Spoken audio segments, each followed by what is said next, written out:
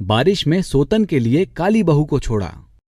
अनीता नाम की एक काली सावली लड़की अपने छोटे से घर में अपनी दो बेटियां रिया और कविता के पास बैठी रो रही थी।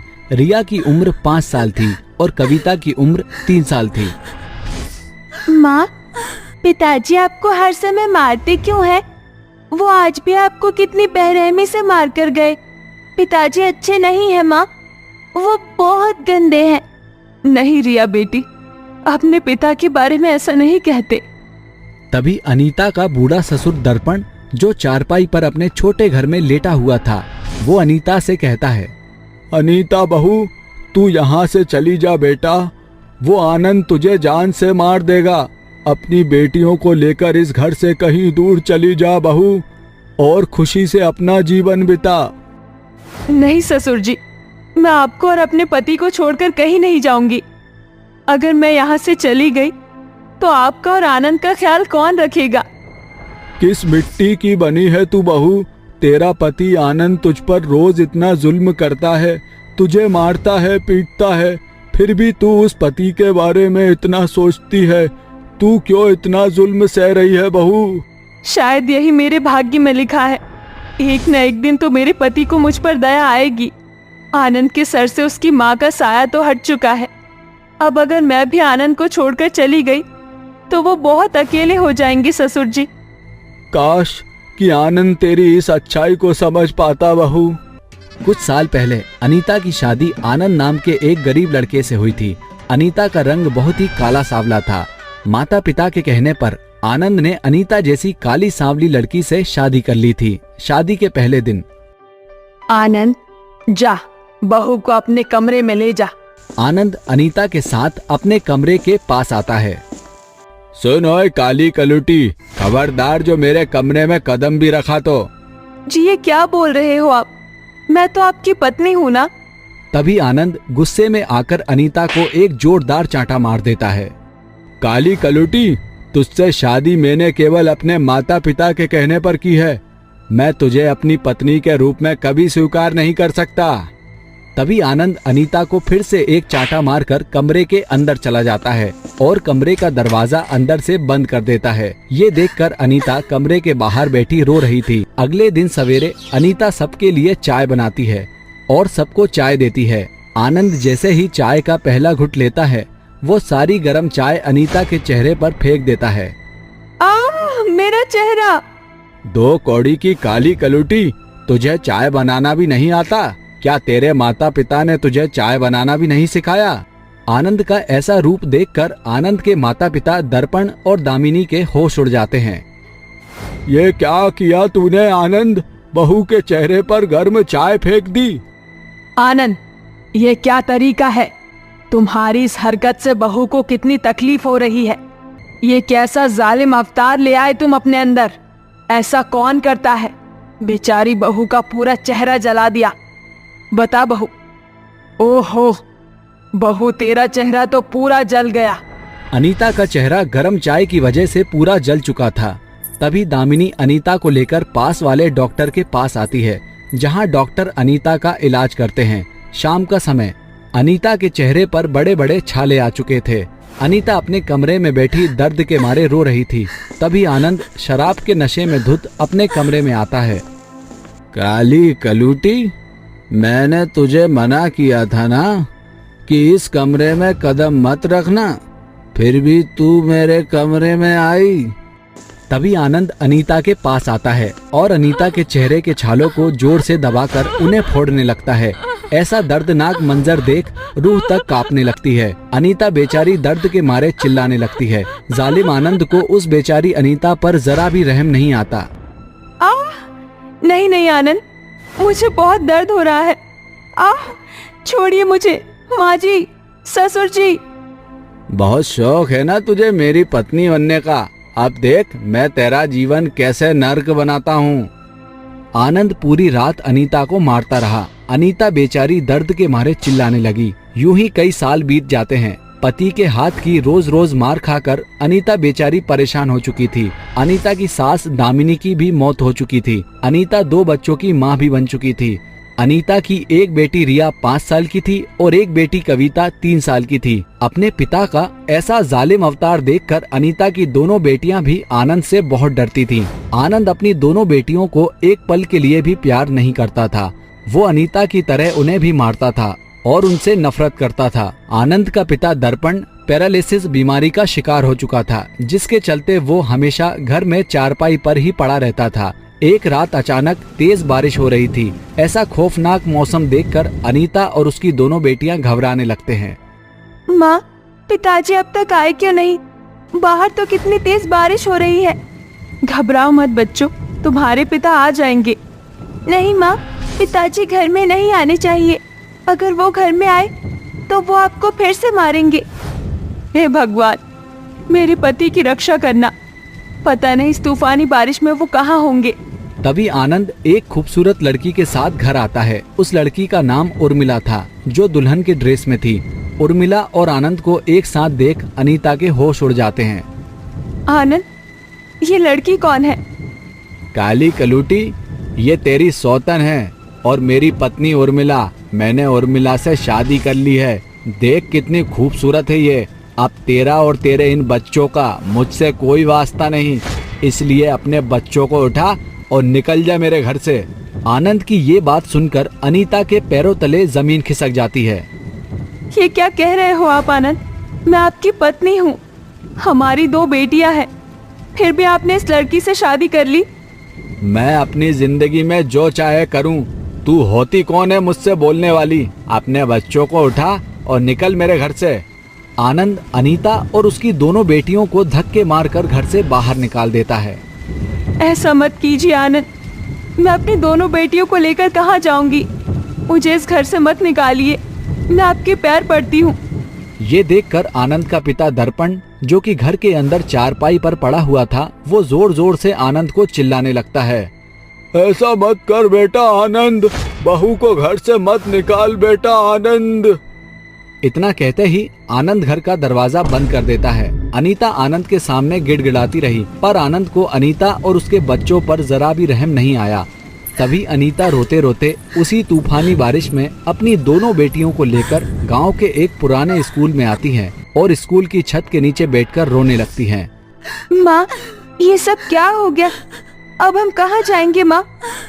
आखिर क्यों भगवान जी, क्यों उस गरीब के जीवन में इतने दुख लिखे हैं? क्यों मेरे साथ ही हमेशा ऐसा होता है? अब मैं अपनी दोनों बच्चियों को लेकर कहाँ जाऊं? अनीता और उसकी दोनों बेटियां खूब रोने लगती हैं। अनीता ने कभी नहीं सोचा था कि उसे अपने जीवन में ये दिन भी देखना पड़ेगा। जैसे तैसे सवेरा हो जाता है। अनीता उसी स्कूल में अपने बच्चों के साथ सोई हुई थी। तभी उसी स्कूल का एक चपरासी रमेश अनीता और उसकी बेटियों को नींद से जगाता है। आप लोग कौन हो और यहाँ स्कूल में क्यों सोए हो? तभी अनीता रमेश को अपने बीते कल के बारे में सारी बात विस्तार से बताती है। अनीता की दुख भरी कहानी सुनकर रमेश की भी आंखों से आंसू निकल आते हैं। आपके साथ तो बहुत ही बुरा हुआ, सुनकर ही आंखों से आंसू निकल आए। पर अब आप कहाँ जाएंगी? देखते हैं अब जहाँ किस्मत ले जाए, क्योंकि मुझ गरीब के जीवन में अब तक दुख ही दुख लिखा था, शायद आगे भी वही लिखा हो। इतनी बड़ी दुनिया में अपनी बेटियों को लेकर आप कहाँ जाएंगी? मेरी मानिए तो आप मेरे साथ मेरे घर चलिए। मैं यहीं पास में ही रहता हूँ और अकेला रहता हूँ। मैं आपको इसी स्कूल में चपरासी की नौकरी भी दिलवा दूंगा, ताकि आप अपना जीवन आराम से बिता सको। उसके बाद रमेश अनीता और उसकी दोनों बेटियों को लेकर अपने घर चला आता है और 2 दिन बाद ही रमेश अनीता को उसी स्कूल में चपरासी की नौकरी दिलवा देता है। जिसके बाद अनीता उस स्कूल में नौकरी करके अपना और अपनी बेटियों का पालन पोषण करने लगी। इधर आनंद की शराब की आदत की वजह से उर्मिला आनंद को हमेशा के लिए छोड़कर चली जाती है और दर्पण की भी मौत हो जाती है। अब आनंद भिखारियों की तरह सड़कों पर घूमने लगा और अनीता रमेश से शादी करके उसके साथ अपनी बेटियों के साथ एक हंसता खेलता जीवन बसर करने लगती है। कहानी अपनी माँ, बाबा और छोटे भाई के साथ रहती थी।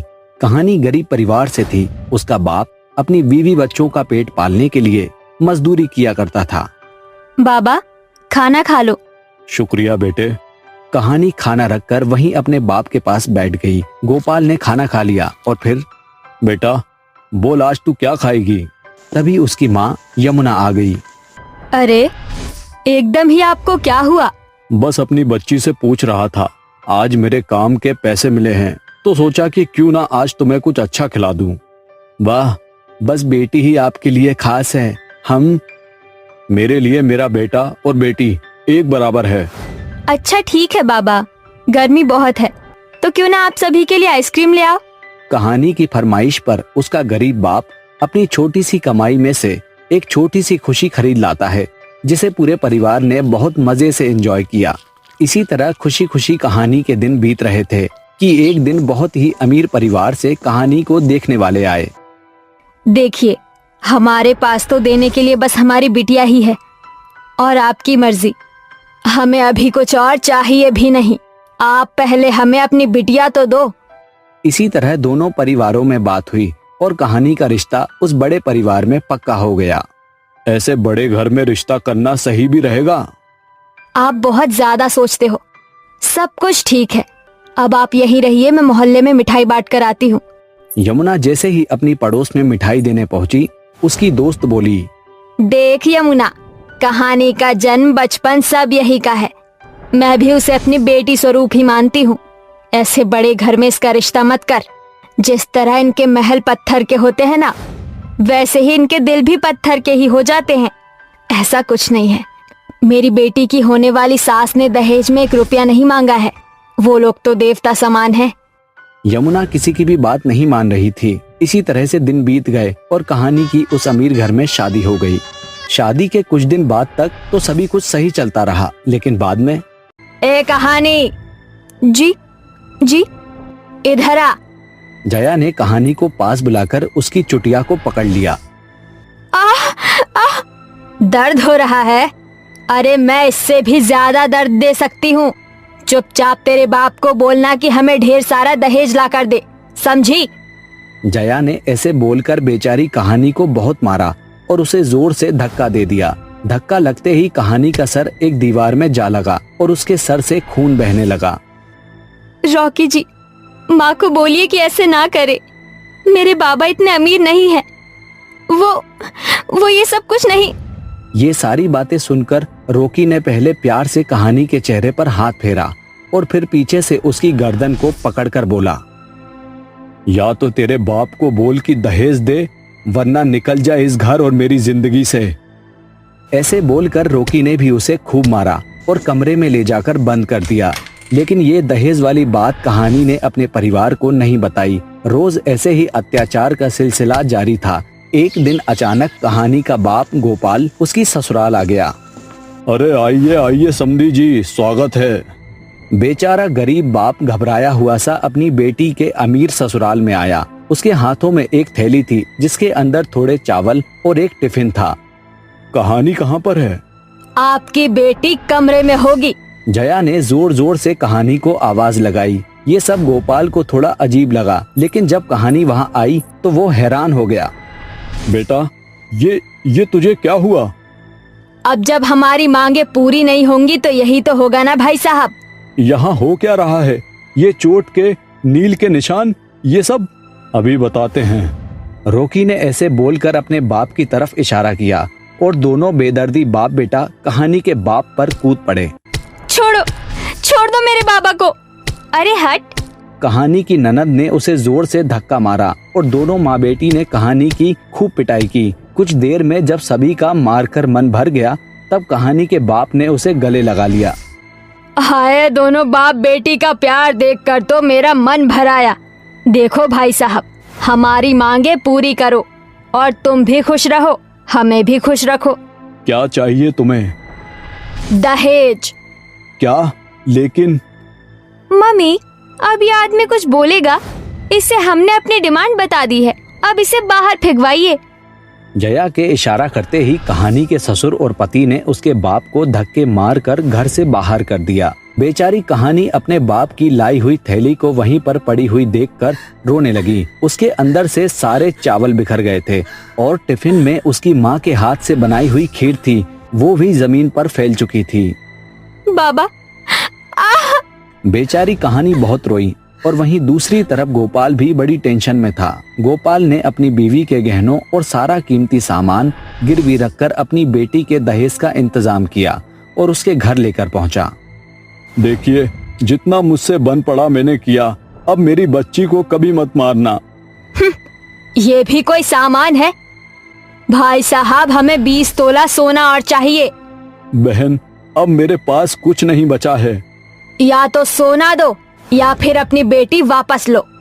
लालची ससुराल वालों की बात सुनकर बेचारा गोपाल निराश होकर लौट आया। इसी तरह फिक्र में दिन बीत रहे थे। कहानी की ननद की शादी थी, इसलिए उसके ससुराल वालों का ध्यान कहानी की तरफ से हट गया।